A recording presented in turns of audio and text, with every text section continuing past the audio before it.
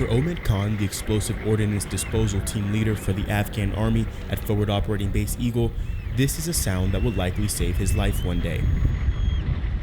Luckily for Khan, this is only training, but he takes it very seriously. Under the watchful eye of U.S. soldiers from the 162nd Explosive Ordnance Company, he gets down and attempts to discover and disarm the simulated improvised explosive device, or IED. He picks and digs, and when he finds it, he removes it from the ground. Mission accomplished.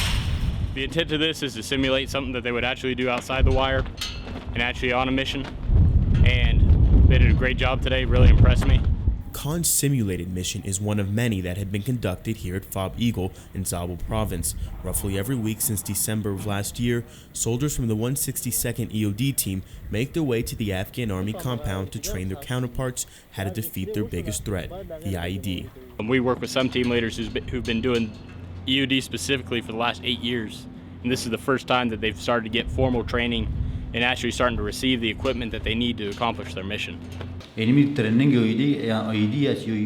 type of training is very important. It's not time for fighting face-to-face with the enemy. They're just placing IEDs. So with this type of training, we can dispose of those IEDs, he says.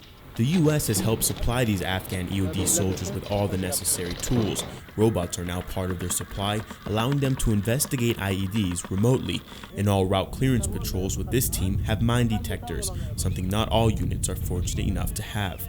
They're even using C4, a plastic explosive, for controlled detonations. Here locally on FOB Eagle, where the brigade's located, they have a lot of equipment, and it's easier to get resupplied. Some of the more distant Kandaks or the battalions, further out, pushed out into the more less populated areas, it's harder to get equipment to them, and it's harder to get their equipment repaired once it does get there. So what they do is they revert back to what they've been doing the entire time, and whatever they can find, whatever they can use, they'll do it. Part of the U.S.'s plan to improve capabilities is a program called Train the Trainers, which brings in private contractors to teach classes to units not based at FOB Eagle, with hopes that they'll bring their new skills back to their outlying FOBs. This class learns about the different warning signs for an IED and how to spot them. Then they're brought out into the terrain to put their skills to the test. And at the end of the day, they're all briefed on how effectively they performed on their fake IED, so that when the real call comes in, they can save lives. Alex Penna, Stars and Stripes, in Zabul Province, Afghanistan.